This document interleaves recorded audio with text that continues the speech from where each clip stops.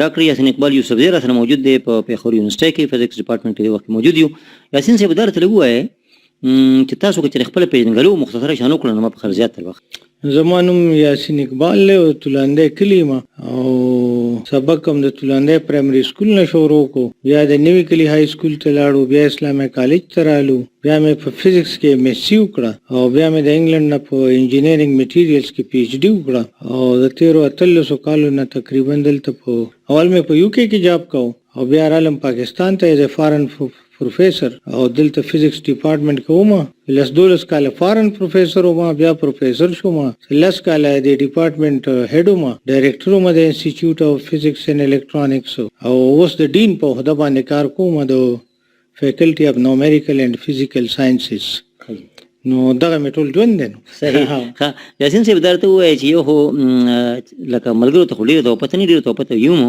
چې یاسین اقبال صاحب یو طرف ته د فزیکس چې خشک مضمون ته مونږ وایو کنه، بل طرف ته بیا شعر و ادب افسانه او کالم او غزل او نظم. دا څنګه تاسو یو سلاسي یو بل سره یو ځای ساتي؟ نو علمونه ترغه پورې پکې منځ کې کرخي چې نیمګړي چې د هر علم کې سره یو مقام حاصل کې یو مقام ته ورسي نو دا ټول علوم بیا یو شانتي. زه اکثر ټوکې کوم مرګرو سره چې خایس چې په مسکا شي اننګي شي ولونه نظر پکې تندق خوري او زړګې پکې ماتي. نو په فزیکس کې موږ انټرفیرنس وایو چې کله هغه ویولټس چې کوم دي هغه یو بل سره ساینوسایډل وی یو بل سره په دغه کې کنسترکټیو انټرفیرنس کوي نو هغه سیګنل انهانس کوي، او چې کله ډسترکټیو انټرفیرنس نو هغه ویو بیا ماتيږي. نو تقریبا دا ما د سیمیلر سيزونه ښکاری ادب او دغه سي کوانټم میکانکس دی او د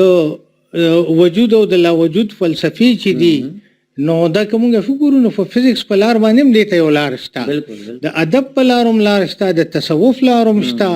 میتھمیټیشن چې دی په خواني دا ډېر ویل فلسفرز اوس چې د موږ سوالونه استو ته میتھمیټکس وایو، هغه د فلسفي هغه تصور پکې ډېر کمزوري شوی دی، منطق چې دی نو هغه زموږ علومو کې کم شوی دی. نو زما په خیال هر پوهه او علم چې دی نو او بل انسان چې دی نو دی خدای پاک پیدا کړی دا سې دي چې دا ډیر ورسټایل انوینشن دی دا خدای پاک چې د کې هر سشتا او زما په خیال چې ادبي ذوق او لکه زما شاعري کې تاسو ګورئ نو هغه رومانټیسزم پکې ډیر کم دی، هغه معاشرتي ده. نو معاشرتي مسلې چې تا کې هغه احساس نه پیدا کوي او تا نه دردي او ستانه आवाज نه روباسي نو زما په خیال دا به حصه طرف ته خلق بوزي. نو انسان به حصه خدای پاک نه پیدا کړي،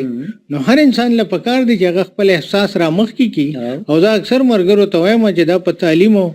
پس دا کړه په پوهه باندې دومره نه ده کې دې شي دی ولې ونی او خبره د یو سړي ژوند جوړول شي. نو خپل احساس را مخ کې کول او بیانول چې دینو دغه ادب دی.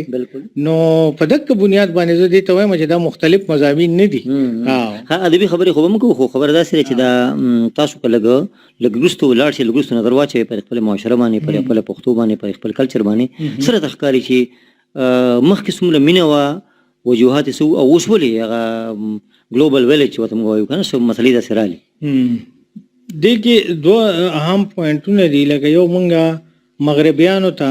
او ترقی یافته دنیا ته پسخي چې هغه کې هانسټي ده، هغه کې پنکچوالټي ده، هغه کې حب الوطنی ده او زمونږ د وطنونو نه د کټول هانسټي ملاړه هغه سي نشته. حب الوطنی چې دا لکه تاسو ډیر سلويخ کاله مخکې د پی ټي وی فلم وګورئ یا د ریډیو سټیشن ډراما وګورئ هغه کې پیټریاټیزم ټیچ کېدو، اوس پکې غټه غټه بنگلې ټیچ کیږي، کرپشن پکې ټیچ کیږي او انفیر مینز پکې ټیچ کیږي په مووی کې مو پارس کې. نو د امریکن یا د ویسټرن ورلد هانسټي چې دا نو هغه روحاني نه ده، اسپریچوال نه ده. هغه په دې خبره پوه شوی دی چې کزه هانسټ ما نو زما کنزیومر په ما باور کوي او زما دکانداری چلیږي. نو دا یو پازیټیو خبره ده کته د کمرشلایزیشن لپاره کې او که د روحاني تور باندې کې نو په هانسټي کې فائدہ ده. د کسي په پیټریاټیزم کې د یو ملک قدر او عزت چې ته نه کوې د خپل وطن نو زما په خیال پردی سړی تعالی وطن آزاد نه ساتي او ازادي چې ده نو دا د خدای ډېر لوی نعمت دی او مونږ چې په کرپشن کوم سپیډ سره روان یو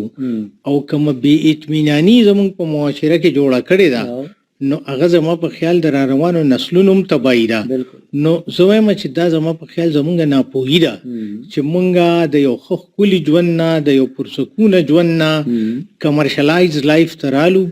او هغې کې مونږ هغه خپل اقدار وبایلل دا اقدارو دا دینو دا ثقافتو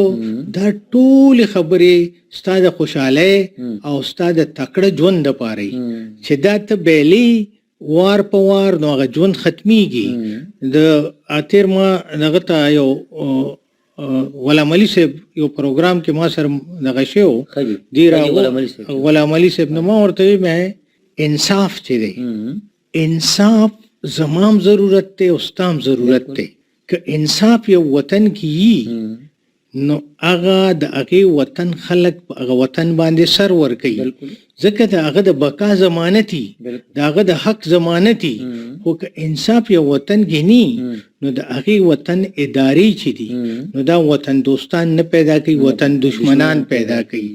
نو دقسې که تاسو وګورئ مونږ وایو چې زه به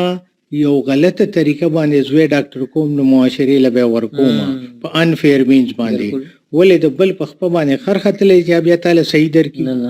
زه چې څه کوم ما ته به هغه ریوارډ میلاویږي او په دې باندې زموږ معاشره مونږ پوه نه کړی شوه دا د استاد هم کمزوري ده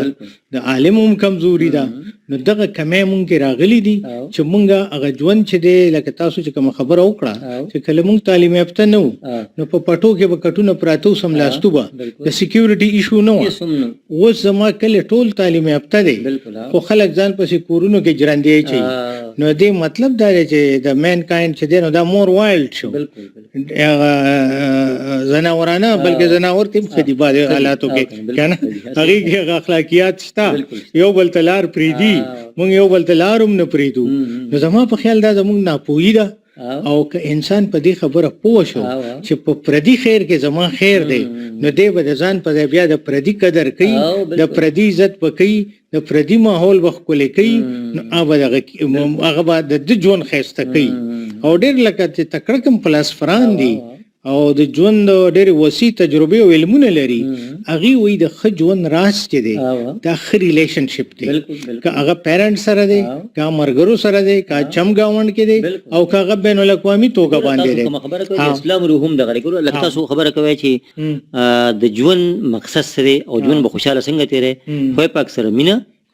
کنه محبت او عوامو سره خلکو سره ښه تعلقات ساتي بس ښه تعلق چې دی لکه دې کې تاسو